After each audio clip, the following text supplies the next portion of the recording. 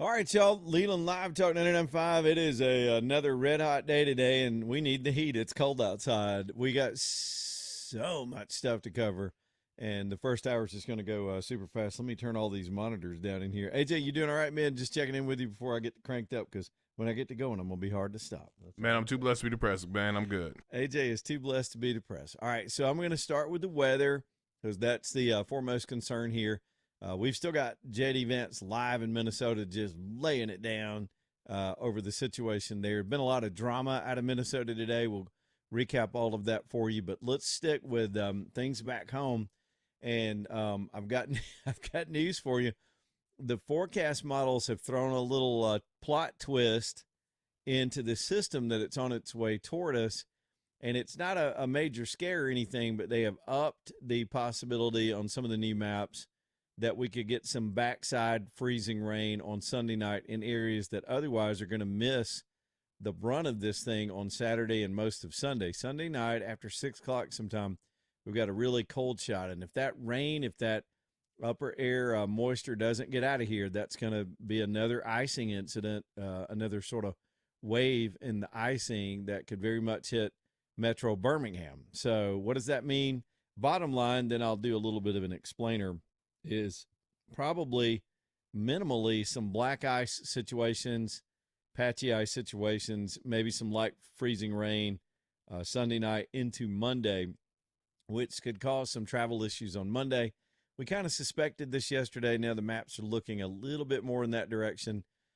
So as the Birmingham, and I'm talking about Birmingham Metro, Jefferson, Shelby County for the most part, may escape, the near inch of ice that some people could get just north of here, but still have to deal with some of this frozen precipitation before this whole event is over. So no one's totally in the clear, and weather's kind of fickle, and we're counting on this little notch of warm air coming up from the Gulf, tropical air that's actually weirdly being affected by a system on the west coast of the country that's going to affect our air on Saturday and Sunday. So now let's broaden out to a wider circle and look at the rest of the listening area.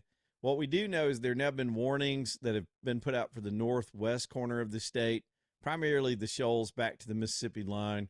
Then just south of there, a strong possibility of some various serious ice and snow issues, all the way down to close to Coleman and Jasper.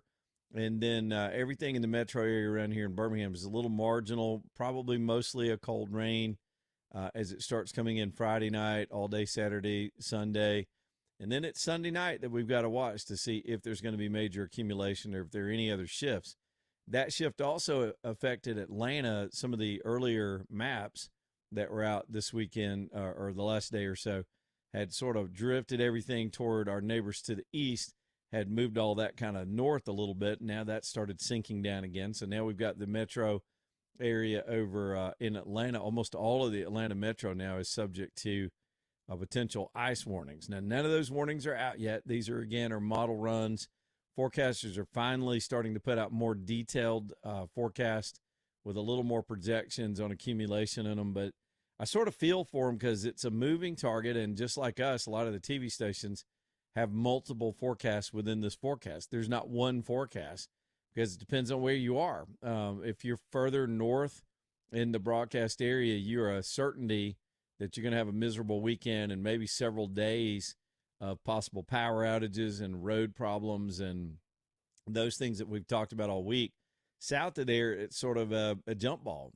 Some of you, again, it's similar to yesterday. If you're south of Jefferson and Shelby, say Chilton County, Bibb County, some counties like that, probably a little more in the clear than the rest of us in our area. So it's almost like you could put out, I was looking at this map, I thought you could put out 10 different forecasts in our broadcast area and all of them be correct for certain very micro locations. So it's going to be something to watch.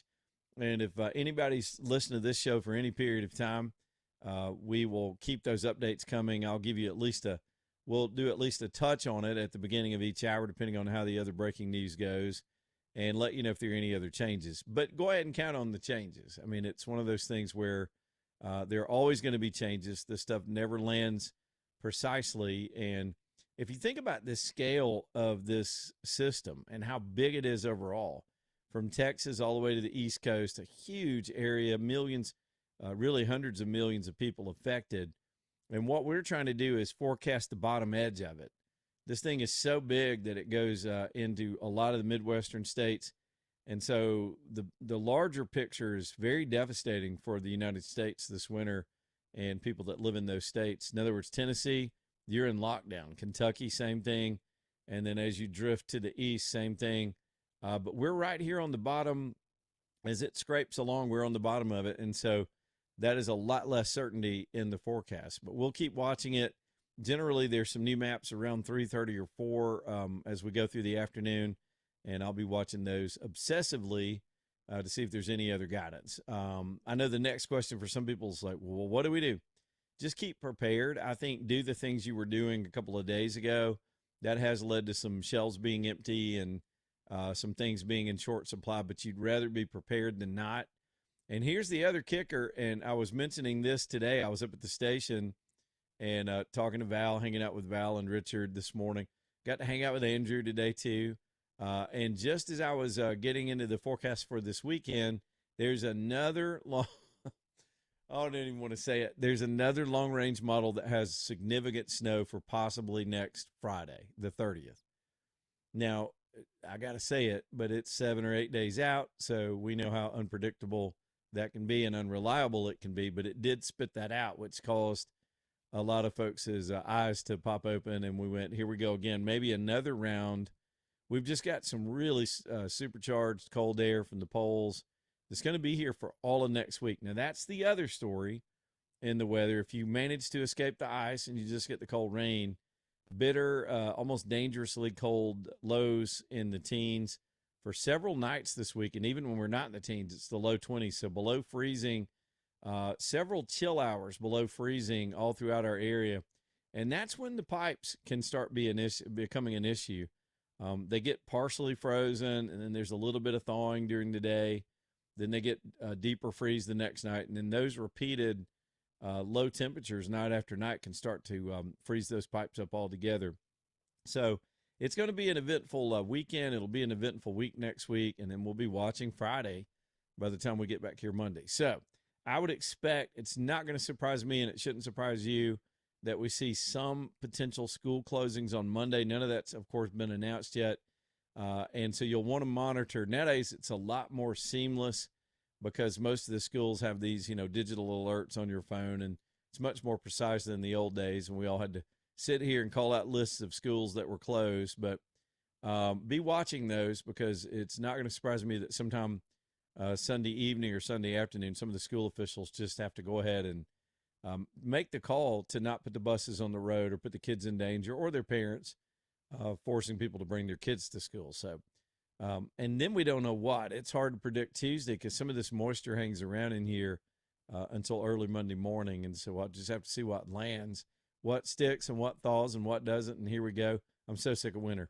I am so sick of winter by now. All right, so that's the best I can do with it at this hour. We'll keep top of the hour updates and anything that becomes breaking news. If there are additional warnings and advisories, and there will be probably this evening, we'll have those for you too. It's what we do. 545-9950. If you want to get in on the show, bring it, man. We'd love to have you in here tonight. Let me get to some of the politics of the day. It's just been a wild day watching these people out in Minnesota. The arrest of the people that barged into that church have begun. I don't remember all their names, but they got the two chubby ladies that were running it, that were part of the BLM movement. These activists. This one woman made $1 million off a nonprofit that was supposed to feed the hungry. And she doesn't look too hungry. I'm just saying, she made $1 million from this scam. So now she claims she's in a revolution or something, and she thinks she's, I don't know. All these people are trying to relive the 60s. Well, they've been arrested. Conspiracy against rights, the FACE Act, other charges. And there's 3 of them so far. Pam Bondi, Justice Department, prosecutors on the ground in Minnesota, getting these people for going into that church. Now, just on the outset, before I get to Don Lemon, there are people online, I see people celebrating that these people were arrested. Of course they were arrested. Pam Bondi's not a hero here. This is the easiest damn thing in the world to do. If they had a proper police department and attorney general in that state, they would have been arrested by the state that afternoon. They'd have never made it home that night after pulling that stunt. They flat broke the law. They were stupid enough to not wear masks and to record it themselves. And so, of course, they got arrested, and I hope they get years in prison, but I'm skeptical because this is Minnesota. And then this turn of events, and it's extremely confusing, but there was an arrest warrant issued for Don Lemon. He was part of it. He went into that church like the rest of them. He doesn't get the cover of being a fake journalist. That wasn't correct. He had forethought, and he had information ahead of time. He knew the plan, and he went in with them. By the way, when I was reporting, if I knew about a bank robbery, I wasn't going to be allowed to go in there and record it for posterity. My ass would have gotten arrested with the bank robbers as being an accessory. So, yeah, he's guilty as hell. And I know we're supposed to be innocent until proven guilty. Sorry about that, AJ. Sometimes I'll leave these buttons off, and they'll send out a little sound over the radio. I got too many devices nowadays with all these daggum TV cameras. Now you know my pain sometimes. Oh, yeah. Sometimes I'm like, AJ, do you have a piano in there? What just happened? And I'm thinking like I got everything off and down. I'm like, well, I don't know where this is coming from. I thought I had permanently turned that thing off. I try to get these. We're going to work through these bugs and learn how to do this. But anyway. So, by the way, yeah, join us on the YouTube stream, and you can see me just kind of sitting here staring at a camera if you want to this afternoon because we're live and up with all that. Yeah, so Don Lemon. So the warrant was issued by a grand jury. There's a magistrate. And by the way, some of these magistrates aren't real judges. They're just lawyers hired to fill the magistrate role so they can process things like arrest warrants and things that come through the judicial branch. And so this magistrate judge, and I lost his name, but it was one of those Muslim kind of surname like Abu Hadid, Muhammad, whatever the hell. I'm sure, good Irish guy. This guy would not sign, this federal magistrate would not sign the arrest warrant that was issued by the grand jury and the Justice Department. And people have been misreading that all afternoon. Some people think that the case against Lemon is over. That's not correct. And what I don't know is if he's been charged but not arrested because the warrant they were seeking from this magistrate was an arrest warrant. Judges don't generally sign off on the charging documents. Sometimes they're combined. It just depends on how they approach it. So there's a little bit of confusing tonight. Are there still outstanding charges? Or are they searching for a proper magistrate to sign an arrest warrant? This magistrate didn't do it because of his politics, and that's wrong. We've got a big problem in our judiciary. And the question to ask is, how is Don Lemon less guilty than the other three that they were able to get arrest warrants on? He doesn't get a pass because he's a celebrity of some sort, or a washed-up celebrity, I would suppose. So that drama may still play out this afternoon. Bondi still has options, and so does the Justice Department at their disposal to either re-indict or re-arrest. There's no double jeopardy there because they haven't been tried.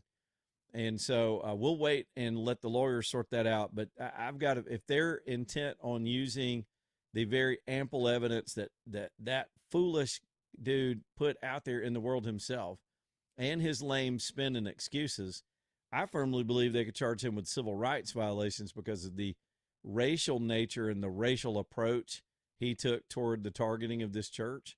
He admitted it afterwards. He tried to use that as a fig leaf to hide behind. All weak-minded people do that when they've been accused and they're wrong, is they'll hide behind race or gender or sex or some identity. That's just not the law. So I can't wait to see how this plays out. I got a feeling it'll play out this afternoon. There's word that Pam Bondi's on her way there too, for what good that does.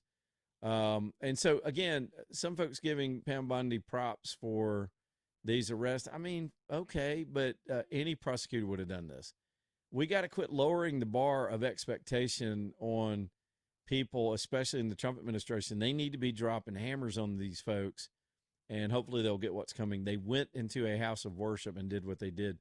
The country saw it, and the good part, I guess, of all this, outside of the law and the arrest and the criminal charges, the good thing is if you really look at it, there's no national spin cycle. And what we've learned about, especially the Democrat Party in the last few years, will defend anything. They'll make up a talking point and say any absurd thing that can come to their minds to defend their side, even if it has no basis in reality or fact whatsoever. But they're not doing that with this.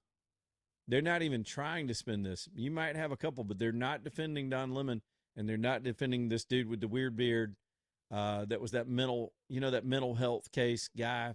By the way, his background is completely sketchy for his entire life. This guy's a congenital loser, and now he's been stuffed in the back of a police vehicle as well and good.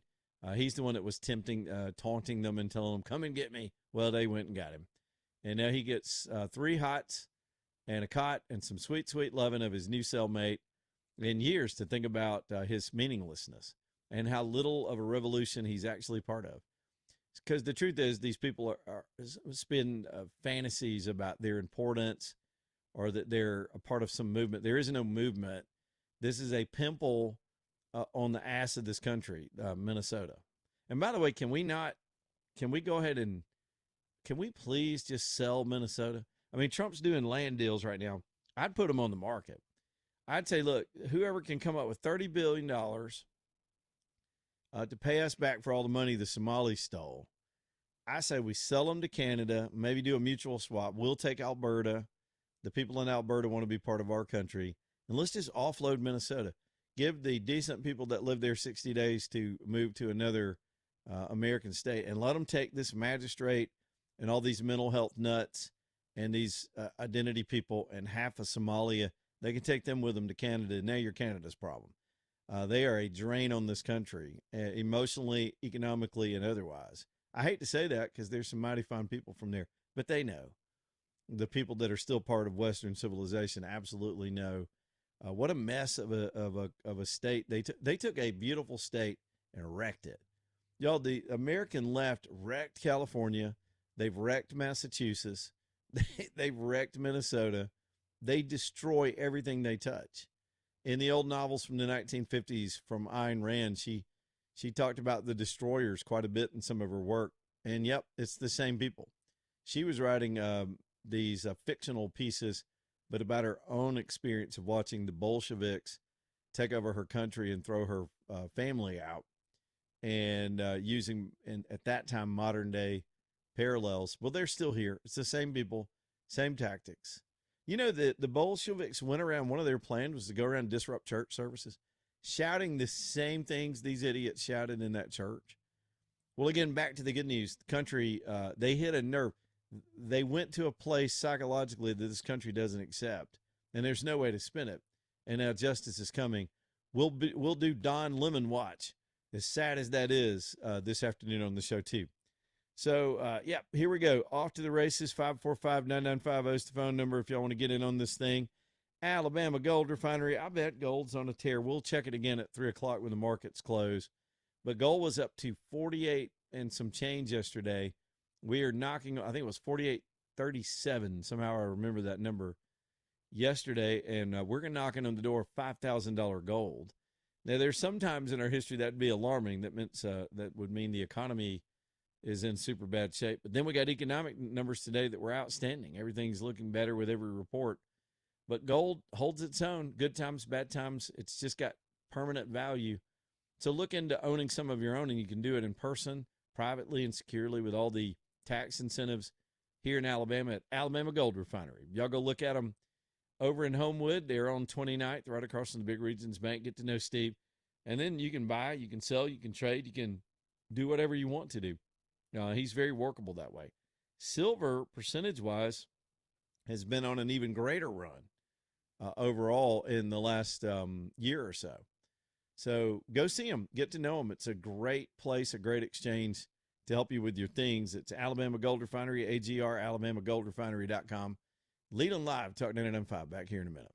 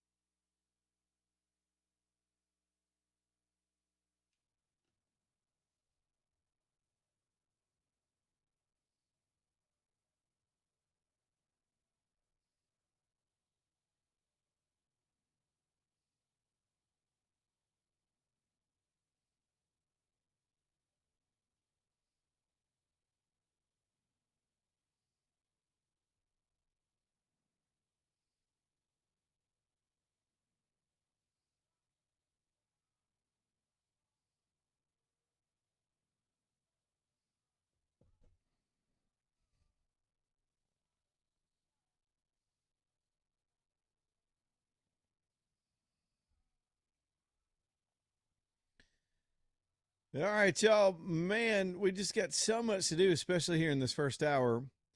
Douglas Cooling and Heating, this is almost a PSA, not just an advertisement, man, with the temperatures and more than the ice and what we get or what we don't get, the temperatures next week could really stress your furnace, especially if you got all electric or even your gas stuff. If it's having any issues, if it's been having any issues, now's the time to get Douglas on it. They've got an emergency number and they do respond to that in case you do have trouble this weekend or next week. We just got some bitter cold for day after day after day. So make sure your system is up to snuff. Maybe you just need a tune up and want to get it done during this period. They're ready to help. They have a plumbing division too. So if you wind up with some plumbing issues, some pipes, your water heater, your expansion tanks, anything else on your home, Douglas is the company that's taken care of me for over 16 years now. It's calldouglas.com, CALL Douglas.com. License number 2017181. Calldouglas.com. Y'all get them over to your house if you need them or have that website on standby in case you have an emergency. We'll do the bottom of the hour and we'll come right back. Leland Live Talk 99.5. Y'all stay tuned again. Back in a minute.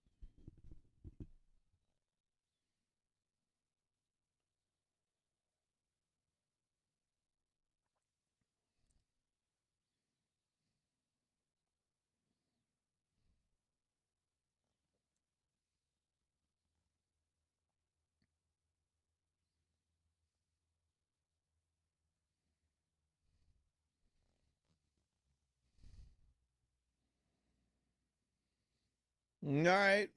Yep. Man, this day's going to be something else. 234 Leland Live Talk 99.5. Birmingham Broker also bringing you the show tonight. If you're going to do a car deal this year, and maybe you're not ready yet, but I'll tell you, it's a good time to sell. Craig and Keith down there will tell you that they've got more buyers than sellers right now in their brokerage. So if you've got one to sell, they can get you maximum value, especially depending on what it is. You may have the exact car one of the folks they've got lined up is looking for. So see if you have a match. When you've got that scenario and a meeting of the minds, you've got top dollar for your car. And that's what Birmingham Broker's so good at, is helping you figure out what it's worth. And what they'll do is just sell it for you. They're going to transact the deal. They're going to market it, prep it, clean it, whatever you need doing that's part of your package. Put it out there in the world, not just around Birmingham, and get it sold. They'll handle the paperwork, the haggling. You get a check. It's the easy way to do it. Y'all, I got to be honest with you, this is the way the rich guys do it. These guys that have supercars and antiques that Craig brokers for from time to time, which is where he started in the business on that high and stuff, they don't put a sign on their car and park it in the yard. They don't put it on eBay. They have Craig handle it. But, those of us that drive Fords and whatever else and Chevys and whatever vehicles you drive, he can sell those for you too and get it gone. These are great folks. Keith and Craig are good dudes. Y'all just pull right into the bay over there on 4th Avenue South near Iron City and let them take a look at it. They'll tell you what they can do for you. And I'm telling you, once you do this kind of transaction this way, you'll never try to sell a car on your own again, and you will dang sure never go trade one in and get ripped off with a wholesale price. It is Birmingham Broker, bhambroker.com, bhambroker.com. Okay, let's go back to Minnesota again for a minute, because we just can't get them out of the news, despite all the major dramatic international developments, and there's been a lot of that today too. But J.D. Vance went there. He'd made a stop in Ohio, and then he headed over to Minneapolis to deal with all this ridiculous coverage and the bad information that is getting out about the ICE activities in that city. And we all know the truth. ICE is doing a job we elected them to do. They're not arresting Americans randomly. They're not targeting people by race. They're targeting people that are illegal if they all happen to be of the same race. That's not the fault of ICE. That's not the fault of the Trump administration. They're not the ones that let them in. I would submit to you they were let in according to race, which just happens to be preponderantly one direction or another, because that's what the Democrats wanted. But if you're here illegally, you're being targeted by the law, and the law says you can't be there, and that's what they're doing. So they keep making up these urban myths about what's actually happened. There was one lady that claimed she was gassed and claimed something else about her child being detained. And none of that was true. This was another activist that had been participating in riots all day long. She abandoned her own child in her car and ran off and got involved in being arrested. They have such a double standard. They provoke a fight, then you give them a fight, and then they're the victim, and they start whining and pretending to be on the heavy end of what's happening there. And all of this is being allowed to happen by that feckless governor and that goofy mayor, that little beta male mayor of theirs, who, by the way, are also under federal subpoena and subject to be indicted or arrested themselves for a number of things, stolen money and their malfeasance in this matter of not doing their duty to protect the public's civil rights. That's going to be big when those things start happening, and I've got a hint that they're getting closer. So they sent J.D. Vance in, who's an incredible messenger anyway, on his feet. Whether you like the guy or not, he's good on his feet. He's got a command of the facts. He understands the situation. And he's plain spoken enough that people understand what he's saying when he says it. So there was another one of those incidents where the left and the media there and some of these national journalists that, well, I don't even want to use the word journal. They're not journalists. They're no better than these podcast people that are just doing stunts to get attention and play to a base for clicks. They're exactly the same, even though they may work for CNN or CBS. They started spinning a story that somehow the ICE agents detained a child, and that wasn't true. We've had incidents just like this before. They had an illegal. He was being targeted for his illegal presence and his criminal past. When they did the stop, he abandoned his own kid and took off running from the authorities. So the authorities had to watch out for the kid. It's freezing cold, dangerously cold in that part. They weren't going to let a kid just sit there and freeze to death while they chased Paco or whatever his name was. So they took care of the kid until they could figure out what to do with the kid. This happens in all kinds of arrests all over this country. When a parent gets arrested, you don't arrest the whole family. If you do make the arrest and arrest the kid, you're detaining a kid. If you don't this is how they played it. If you don't do something with the kid, then what do they call it? Family separation now. You can't hide behind that anymore. Barack Obama's not the president. There's no such thing as these people started faking this stuff from way back when they first crossed the border. So here's J.D. Vance explaining it this afternoon to some morons that happen to be covering the story. The fact that we're standing behind law enforcement, and I'm proud of the fact that we're enforcing the country's laws. But, you asked a question about this 5-year-old kid. I actually saw this terrible story while I was coming to Minneapolis. We just left Toledo, Ohio this morning for an economic messaging event. And I see this story, and I'm a father of a 5-year-old, actually, a 5-year-old little boy. And I think to myself, oh my God, this is terrible. How did we arrest a 5-year-old? Well, I do a little bit more follow-up research. And what I find is that the 5-year-old was not arrested, that his dad was an illegal alien. And then when they went to arrest his illegal alien father, the father ran. So the story is that ICE detained a 5-year-old. Well, what are they supposed to do? Are they supposed to let a 5-year-old child freeze to death? Are they not supposed to arrest an illegal alien in the United States of America? If the argument is that you can't arrest people who have violated our laws because they have children, then every single parent is going to be completely given immunity from ever being the subject of law enforcement. That doesn't make any sense. No one thinks that makes any sense. Now, there are so many of these cases like that where if you just understand the context, there have been a number of situations that I've looked into personally where I say, wait a second, we don't want ICE arresting American citizens. They're supposed to be enforcing the immigration laws against illegal aliens.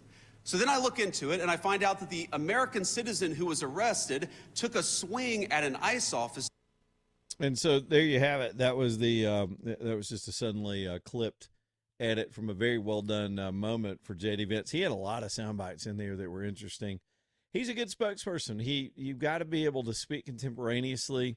And do you remember how what a ridiculous place we were in the previous administration when neither the president nor the vice president could speak like that? Do you remember that? It was just a few months ago. You couldn't put him out there without a teleprompter. Biden didn't know what day it was. He had to be guided on and off the stage. He mumbled through teleprompters, called people by the wrong name, walked into curtains. And Kamala Harris was notoriously just talk gibberish. 90% of the time, the woman's smart enough to answer a question, but instead of just saying what she thought, speaking clearly on certain issues, she would just word salad. And we all knew it. That's her thing. And she's still out there floating around like she's going to be relevant in the coming election. We have shifted everything in this country in a dramatic way. And I trust Vance on his feet. If you've got to be a heartbeat away from the presidency as vice president, Vance is ready to do the job.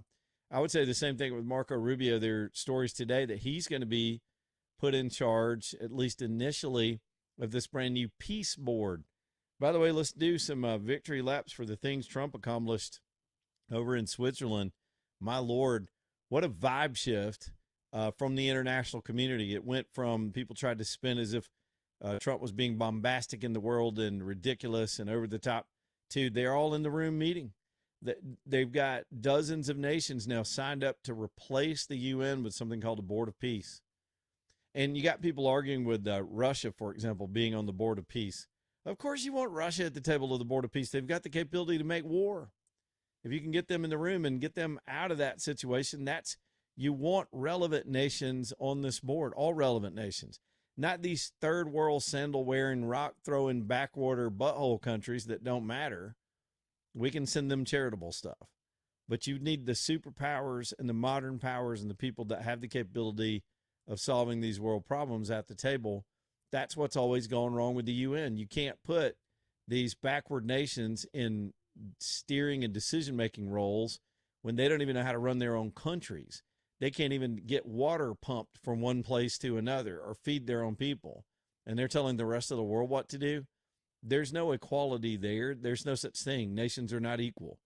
Every nation is unto itself, valuable or not. It has certain assets or not. It has liabilities or not. We all do, all nations, including us. But you need the proper nations at the table, and they're lining up after the Davos moments that happened yesterday, and that's good news. Other good news today were in the economy. We had fewer unemployment claims. Nice.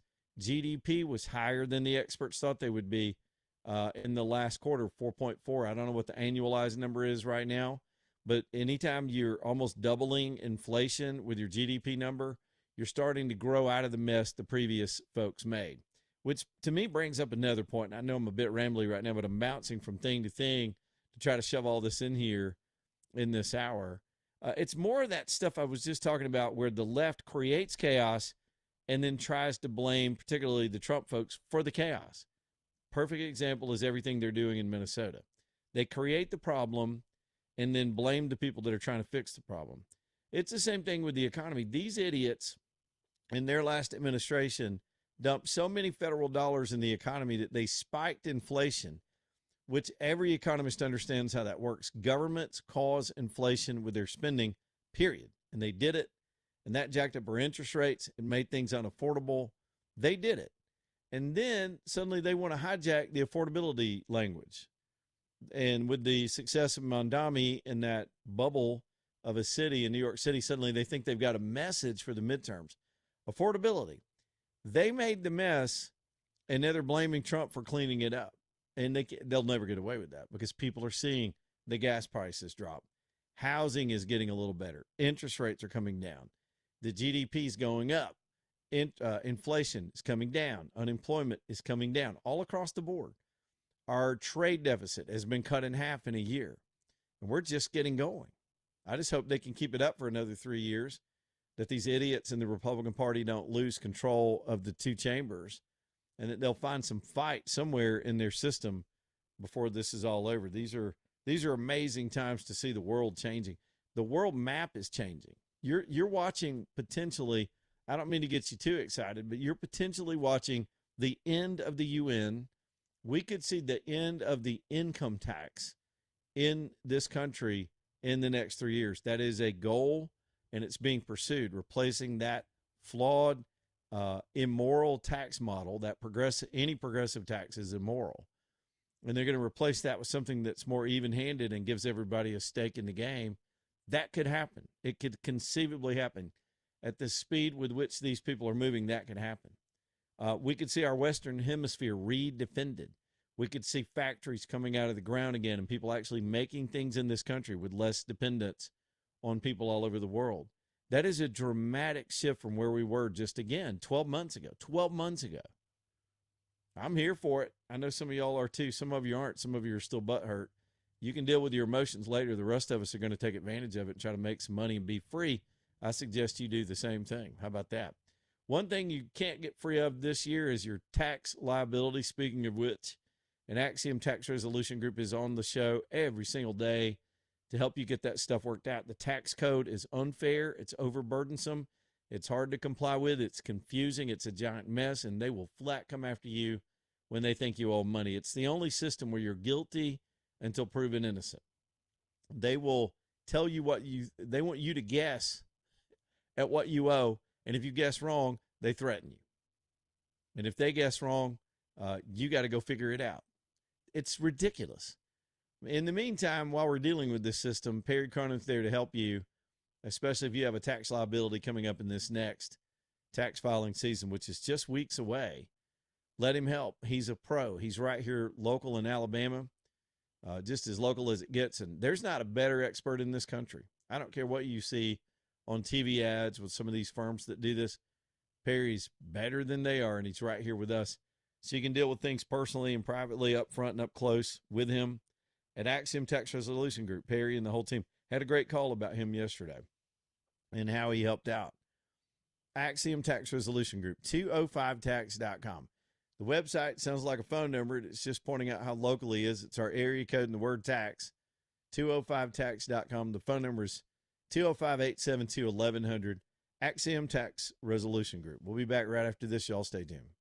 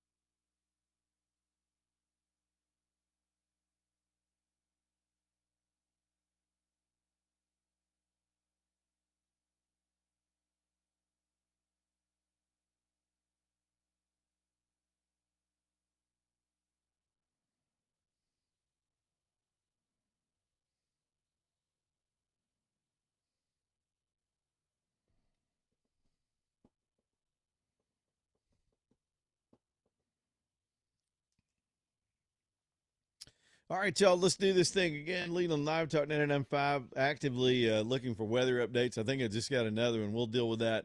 Let me just introduce you to a term, thunder ice. Get ready for that, because I think you're going to hear a lot of meteorologists talking about thunder ice, because we actually have a severe weather threat in the mix of this whole thing. It's like Sharknado or something. We'll give you details on that in just a little while, some of the newer developments. And actually, these maps that are coming out today and tomorrow are going to be a lot more accurate than all the speculation we've had up till today. So we're watching it closely, because things are getting tweaked around the edges. The thing is, we live where the edges are, so we'll get you updated on those things as we go along. Hueytown Pawn, man, that's become my gun shop for any kind of gun things I need. In fact, I didn't even know I needed 2 more guns until I started going over and seeing Tommy. And the deals were just too good. They came on the show at the end of last year, got to know them. To get to know Tommy and Adam and them is to really like them. And a lot of times, regardless of where a shop is, whether it's in Hueytown or Chelsea or Gardendale or wherever, you're really doing business with people. And when you get to know Tommy, you're doing business with a fine dude. He really does. He's gregarious. He knows his stuff. These guys are gunsmiths. They can do anything you want, fix your stuff. And they keep a great line of pre-owned weapons and brand new platforms all throughout the store. And they've got some brands of ARs. That's the new deal this week. So here's kind of the general pitch: is everything in the gun platforms, personal carry, tactical stuff, hunting stuff, all the accessories, nice complete line of a lot of those things. Again, a very personal touch. And it's nice. I tell you what, when you're doing stuff like this, it's nice to deal with the owner. Not somebody that's just working for the chain store behind the counter, but you're dealing with the owner, and they want you to be happy, and they'll track things down for you if you need it or whatever. But they've got an AR platform that he just discounted for a couple of days. You know, the compact AR, some people call them AR pistols, are very, very popular nowadays, and they've got these ATI AR pistols in stock. And they've got them priced right now. Let me pull that price up, make sure I don't misquote it. $349.99. How about that? $349, basically $350 for an AR. So these are the pistol formats, the shorter format. You know, tactically, we could talk all day long about why some of those shorter format weapons are good for close quarter stuff. But go and let them show you one of these things and feel the quality of it. You know, rack it, feel how the components move and how well built they are. And talk to him. Now, this is while the supplies last. Tommy does that. He'll get lots of things, sometimes just a whole lot of a certain caliber or type or make or manufacturer, and just put them on sale and discount them and get them out the door and get you in the door so you can come check the shop out. I'd take advantage of it and get over to Hueytown.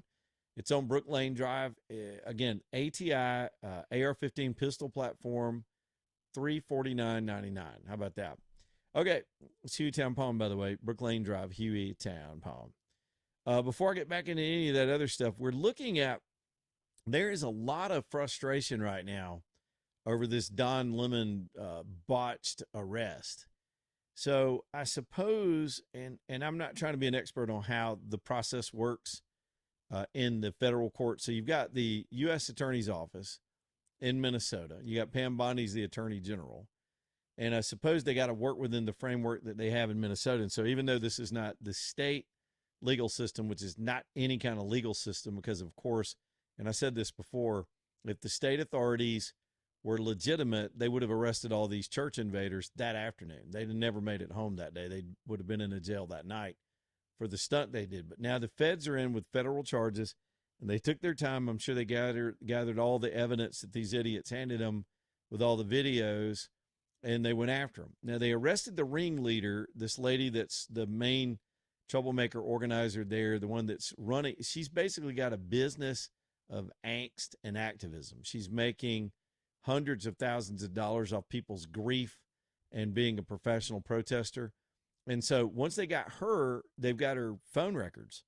They can search her connections and who she talked to. You can't delete that. Everybody thinks you can delete stuff. It's in there. And once they make those connections, then they got Don Lemon. Then they've got this weird beard guy, because they know the coordination and the strategy. That becomes a conspiracy. So the magistrate, the story about the magistrate is the magistrate there, this left-wing magistrate, would not sign the warrant to arrest Don Lemon.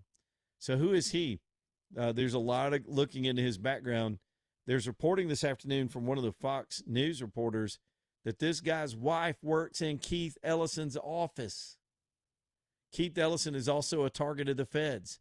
It is pure intellectual incest, not to mention what the Somalis do in the state of Minnesota right now. We're going to be tracking this story this afternoon. Complete update on the weather and all the stuff that's on the way here coming right up after we do the 1819 news. Leland Live, Talk 99.5. Y'all stay tuned back here in a minute.